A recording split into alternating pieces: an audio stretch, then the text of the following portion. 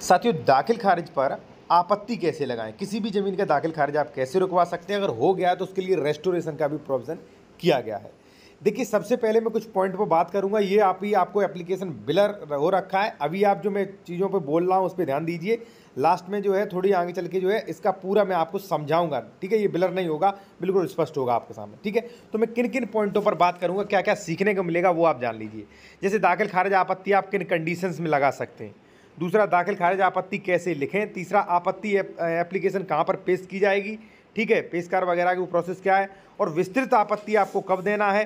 ठीक है, तहसीलदार के आदेश के खिलाफ, मान लीजिए उसने दाखिल खारिज फिर भी कर दिया, तो आदेश के खिलाफ अपील कैसे करें। ठीक है, उसका आदेश रुकवाने के लिए, आदेश निरस्त कराने के लिए।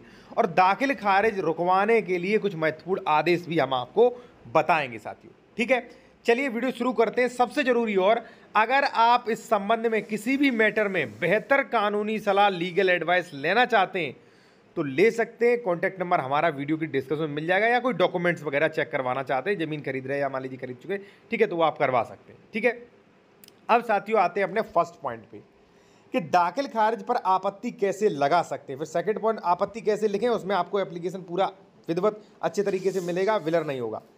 देखिए साथियों, कई कंडीशन महत्वपूर्ण होती हैं। सबसे बड़ी कंडीशन क्या होती है, मान लीजिए आपके भाई ने जमीन बेची है, बिना बंटवारा के बेच दी, नियमावली 109 का उल्लंघन किया है उसने। ठीक है, तो ऐसी कंडीशन में आप उस पर आपत्ति लगा सकते हैं, जायज रहेगी। ठीक है, दूसरा, मान लीजिए भाई पिता ने अपनी पैतृक संपत्ति बेच दी है। ठीक है, या मान लीजिए किसी ने वसीयत करा रखी है। ठीक है, तो ऐसी कंडीशन में सबसे जरूरी बन जाता है।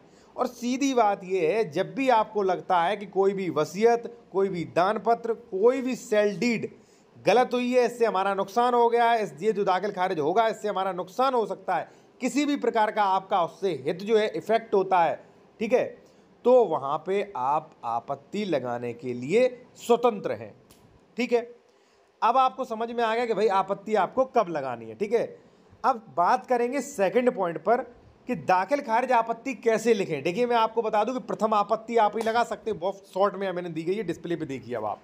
ठीक है, एक चीज साथियों में और कहूंगा कि यदि आप जूनियर एडवोकेट हैं, वकालत अभी पेशे में नए आए हैं, आप बेहतर वकालत सीखना चाहते हैं, ड्राफ्टिंग सीखना चाहते हैं, कोर्ट के आदेश, डिस्क्रिप्शन, पीडीएफ, तो आप हमारे इस चैनल को ज्वाइन कर सकते हैं। ओनली 59 रुपए में स्पेशल मेंबर बन सकते हैं। इससे होगा क्या, आपके कमेंट्सों के रिप्लाई मिल जाएंगे। ठीक है, आप स्पेशल वीडियो देख सकते हैं, क्योंकि मैं स्पेशल वीडियो बनाता हूं रिसर्च करके उन लोगों के लिए जो हमसे जुड़े हैं, स्पेशल मेंबर हैं। ठीक है, कोर्ट के आदेश देख सकेंगे, संडे लाइव चैट, ठीक है, और अपनी कमेंटों का जवाब, तो काफ़ी कुछ फ़ायदा ले सकते हैं ओनली 59 मंथली में। ठीक है, तो अभी जाइए ज्वाइन बटन पर क्लिक करिए, आप देख सकते हैं क्या क्या हमें मिल रहा है। ठीक है, अगर आप अच्छा लगे तो आप ज्वाइन कर सकते हैं, कई हजारों लोगों ने ज्वाइन कर रखा है ऐसे। ठीक है ना, तो आपत्ति कैसे लिखें आप वो जान लीजिए। ठीक है,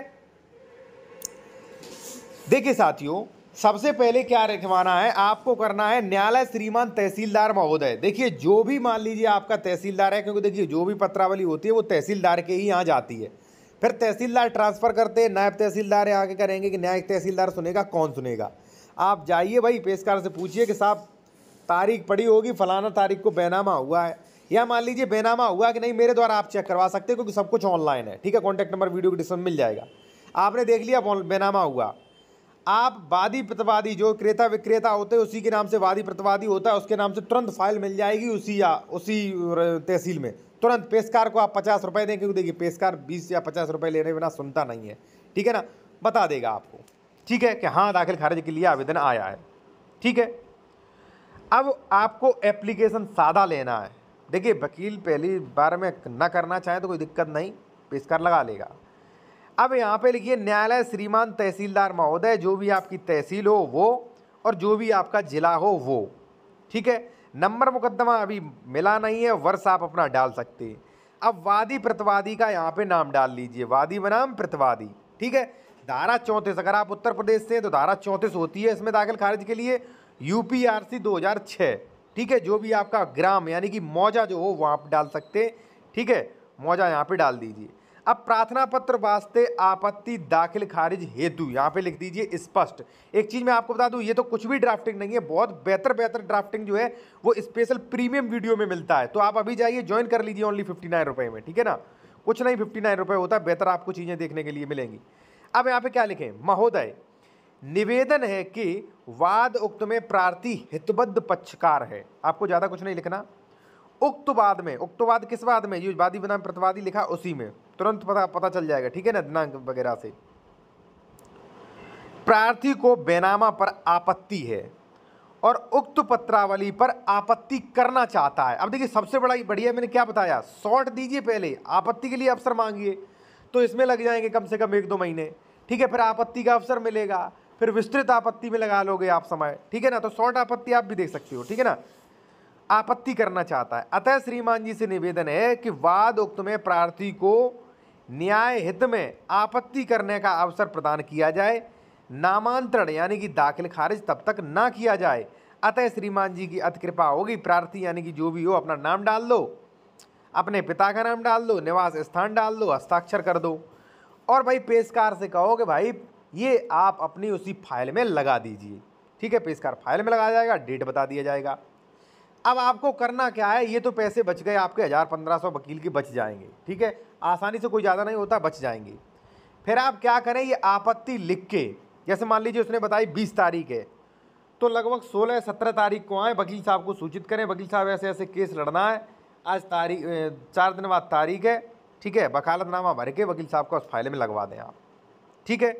तो ये आपकी हो गई साथियों आपत्ति। अब जब आपत्ति का अवसर मिलेगा, अवसर मिलने में लग जाएंगे 2-3 महीने, तब तक दाखिल खारिज रुका रहेगा। फिर उसके बाद वकील साहब आपके विस्तृत आपत्ति करेंगे, ठीक है ना। तो टाइम बढ़ गया, और विस्तृत आपत्ति का पैसा लगेगा भाई। विस्तृत आपत्ति आप नहीं कर सकते, आपको मैं रिकमेंड नहीं करूंगा। लेकिन हाँ, अगर आप जूनियर हैं तो आप चैनल को ज्वाइन कर लीजिए 59 रुपये में अभी जाके। वहाँ पे मैंने विस्तृत आपत्ति के बारे में जो है पूरे ड्राफ्टिंग फुल वीडियो बनाए हैं, ठीक है ना। विस्तृत आपत्ति 32/38, ठीक है, काफ़ी महत्वपूर्ण वीडियो बनाए हैं, ठीक है ना। तो वो आप देख सकते हैं। अब सवाल आता है कि सर मैंने ये भी बता दिया इसमें एप्लीकेशन कहाँ दी जाएगी, नहीं तो फिर बता दूं मैं आपको। एक सवाल और आता है सबसे ज़रूरी, कि सबसे पहले मैं आपसे कहूँगा कि देखिए आप इल्लीगल तरीके से किसी में आपत्ति मत दीजिए। आप फालतू में अगर आपत्ति देंगे किसी को परेशान करने से, तो ये चीज़ें गलत होती हैं। आज आप पैसा खर्च कर रहे हैं, कल कोई आपका काम आएगा तो वो प्रशासन से शिकायत करेगा, कहीं आपकी पुलिस FIR करवाएगा भविष्य में। भाई देखिए, किसी भी आसपास व्यक्ति से फालतू में कानूनी कार्रवाई प्रक्रियाओं में मत उलझाइए उसको, क्योंकि मैं एडवोकेट है, मैं जानता हूँ भाई लोगों के इसी बेसिस पे पैसे खर्च होते हैं। वो आता उसको फंसाता, वो आता उसको फंसाता। इसलिए अगर थोड़ा बहुत मैटर है तो सॉर्ट आउट करें, फालतू में किसी को हैरेसमेंट करने के चक्कर में आपत्ति मत लगाइए भाई। आज उसको आपत्ति आप परेशान करेंगे, कल वो आपको परेशान करेगा, ठीक है। रहना दोनों लोगों को पास आसपास के ही होंगे आप लोग, ठीक है ना। तो ये चीज़ ध्यान में दें, मैं आपको बेहतर तरीके से बता रहा हूँ। अब विस्तृत आपत्ति क्या है वो आप जान लीजिए साथियों, ठीक है ना। और तहसीलदार के आदेश के खिलाफ अपील दाखिल खारिज रुकवाने के लिए महत्वपूर्ण आदेश।